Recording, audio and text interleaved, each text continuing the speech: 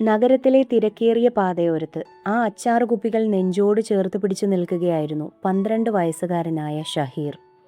3 മണിക്ക് തുടങ്ങിയ നിൽപ്പാണ്. ഇപ്പോൾ സമയം ഏകദേശം 7 കഴിഞ്ഞിരിക്കുന്നു. മങ്ങിയ വെളിച്ചത്തിലും ആ കുഞ്ഞിക്കണ്ണുകൾ ഓരോ വണ്ടിയെയും പ്രതീക്ഷയോടെ നോക്കുന്നുണ്ടായിരുന്നു.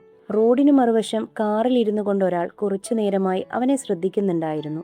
അല്പനേരത്തിന് ശേഷം അയാൾ സാവധാനം അവൻ്റെ അടുത്തേക്ക് നടന്നു ചെന്നു. മോൻ്റെ പേരെന്താ?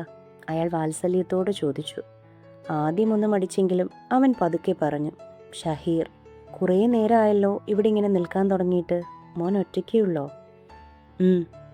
ഞാനിവിടെ അച്ചാറ് വിൽക്കാൻ വന്നതാ. തനിച്ചോ? അവനൊന്ന് മൂളി.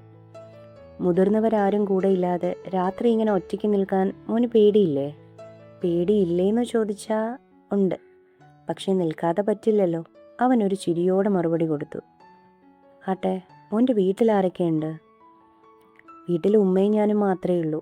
ഉപ്പ 2 വർഷം മുമ്പ് മരണപ്പെട്ടു. ഈ കയ്യിലിരിക്കുന്നതൊക്കെ വീട്ടിലുണ്ടാക്കിയ അച്ചാറാണോ? അതെ, ഉമ്മച്ചി ഉണ്ടാക്കി തന്നതാ. ഉപ്പ പോയ ശേഷം ഇതാണ് ഞങ്ങളുടെ വരുമാനം. സ്കൂൾ കഴിഞ്ഞ് ഉച്ചയ്ക്കൊരു 3 മണിയാകുമ്പോൾ ഞാനിവിടെ വരും. രാത്രി ഏകദേശം ഒരു 8 മണി വരെ നിൽക്കും. എന്നിട്ട് വിറ്റ് കിട്ടുന്ന പൈസയും കൊണ്ട് ഞാൻ വീട്ടിൽ പോകും. മോൻ്റെ വീട് ഇവിടെ അടുത്താണോ? കുറച്ചപ്പുറത്താണ്. മുമ്പൊക്കെ ഞാനും ഉമ്മച്ചിയും ഒരുമിച്ചായിരുന്നു ഇത് വിൽക്കാൻ ഇറങ്ങുന്നത്. പക്ഷേ ഇപ്പോൾ കാല് വയ്യാത്തത് കൊണ്ട് ഉമ്മച്ചിക്ക് ഒത്തിരി നേരം നിൽക്കാൻ പറ്റില്ല. അതുകൊണ്ട് ഉമ്മ അച്ചാറുണ്ടാക്കി തരും. ഞാൻ ഇതുപോലെ അത് കൊണ്ട് നടന്ന് വിൽക്കും.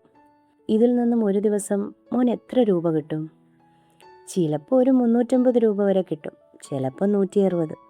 നിഷ്കളങ്കമായ ആ മറുപടി കേട്ടപ്പോൾ അയാളുടെ മനസ്സൊന്ന് പിടഞ്ഞു.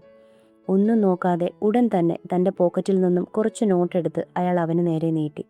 എന്നിട്ട് അത് വാങ്ങാൻ അവനെ നിർബന്ധിച്ചു. എന്നാൽ ഷഹീർ അത് വാങ്ങിയില്ല. അയ്യോ, എനിക്ക് വേണ്ട. ആരിൽ നിന്നും അർഹതയില്ലാതെ വെറുതെ കിട്ടുന്ന പണമൊന്നും വാങ്ങരുതെന്ന് ഉമ്മ എന്നോട് പറഞ്ഞിട്ടുണ്ട്. ഇത് ഞാൻ സ്നേഹത്തോടെ തരുന്നതല്ലേ, അപ്പോൾ വാങ്ങുന്നതിൽ തെറ്റില്ലല്ലോ. ഇല്ല സാറേ, എനിക്ക് വേണ്ട.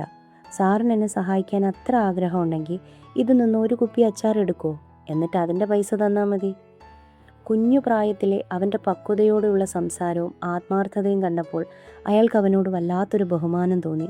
എത്ര നിർബന്ധിച്ചിട്ടും പൈസ വാങ്ങാൻ അവൻ കൂട്ടാക്കാത്തത് കൊണ്ട് തന്നെ ഒടുവിൽ അല്പം ആലോചിച്ചുകൊണ്ട് അദ്ദേഹം അവനോട് പറഞ്ഞു, ശരി, മോൻ്റെ കയ്യിൽ എത്ര അച്ചാർ കുപ്പിയുണ്ട്? അവൻ ബാഗിലിരുന്ന കുപ്പികൾ എണ്ണി നോക്കിക്കൊണ്ട് പറഞ്ഞു, 20 എണ്ണം. എങ്കിൽ ആ 20 അച്ചാർ കുപ്പിയും കൂടെ അത് വെച്ചിരിക്കുന്ന ഈ ബാഗും ഞാൻ വാങ്ങിക്കാം. ബാഗും കൂടെയോ? പിന്നെ ഇത്രയും അച്ചാർ കുപ്പികൾ ഞാൻ കയ്യിൽ എങ്ങനെ കൊണ്ടുപോകും മോനെ? അതുകൊണ്ട് എല്ലാത്തിനും കൂടി ചേർത്ത് ഞാനൊരു 2000 രൂപ അങ്ങോട്ട് തരാം. എന്താ, സമ്മതമാണോ? അത് ഷഹീർ ആദ്യം ഒന്ന് ആശയക്കുഴപ്പത്തിലായി. എന്തിനാ ഇത്രയും ആലോചിക്കുന്നത്? അങ്ങ് സമ്മതിച്ചേക്കെന്നേ. ഇത് കേട്ട അവൻ ചിരിച്ചുകൊണ്ട് സമ്മതം അറിയിച്ചു. അങ്ങനെ പണം വാങ്ങിയ ശേഷം അച്ചാറും ബാഗും അയാൾക്ക് നൽകി ഷഹീർ യാത്ര പറഞ്ഞു പോകാനായി തിരിഞ്ഞപ്പോൾ അദ്ദേഹം അവനെ നോക്കി. അയ്യോ മോനെ, ഒരു പ്രശ്നമുണ്ടല്ലോ. എന്താ സാറേ? മോനെ, ഞാനിപ്പോൾ എയർപോർട്ടിലേക്കാണ് പോകുന്നത്. അവിടെ ഇത്രയും കുപ്പി അച്ചാറുമായി ചെന്നാലേ അവരെന്നെ എയർപോർട്ടിനകത്തേക്ക് കയറ്റി വിടില്ല. അതുകൊണ്ട് ഇത് മോൻ തന്നെ വെച്ചോ. അടുത്ത തവണ ഞാൻ വരുമ്പോൾ ഉറപ്പായി നിന്നെ വന്ന് കാണും. അപ്പോൾ ഈ അച്ചാർ വിറ്റ് കിട്ടിയ കാശ് എനിക്ക് തന്നാൽ മതി. എന്തേ? അവന് മറുപടി പറയാതെ അദ്ദേഹത്തെ ഒന്ന് നോക്കി. ഇത് വാങ്ങാൻ മോൻ മടിക്കുന്നത് എന്തിനാ? ഇത് ഞാൻ വെറുതെ തരുന്നതല്ലല്ലോ, ഒരു കടമായിട്ട് തരുന്നതാണെന്ന് കൂട്ടിക്കോ. മനസ്സിലായില്ല സാറേ. അദ്ദേഹം ഒരു ചിരിയോടെ തുടർന്നു. ചില കാര്യങ്ങളൊക്കെ പെട്ടെന്ന് മനസ്സിലാക്കാൻ പാടാ മോനെ. അതുകൊണ്ട് മോൻ കൂടുതലൊന്നും ചിന്തിക്കേണ്ട. ഇനിയും ഇവിടെ ഇങ്ങനെ നിന്ന് ക്ഷീണിക്കാതെ വീട്ടിലേക്ക് പോയിക്കോ. ഇന്നത്തെ കച്ചവടം എന്തായാലും നടന്നല്ലോ. അതുമല്ല, വീട്ടിലുമ്മ ഒറ്റയ്ക്കില്ലേ? അത്ഭുതത്തോടെയും നന്ദിയോടും ആ കുഞ്ഞി കണ്ണുകൾ അദ്ദേഹത്തെ ഒന്നുകൂടെ നോക്കി. ഇത് കണ്ട അയാൾ അവൻ്റെ തലമുടിയിൽ പതിയെ തഴുകിക്കൊണ്ട്, നന്നായി പഠിക്കണം കേട്ടോ.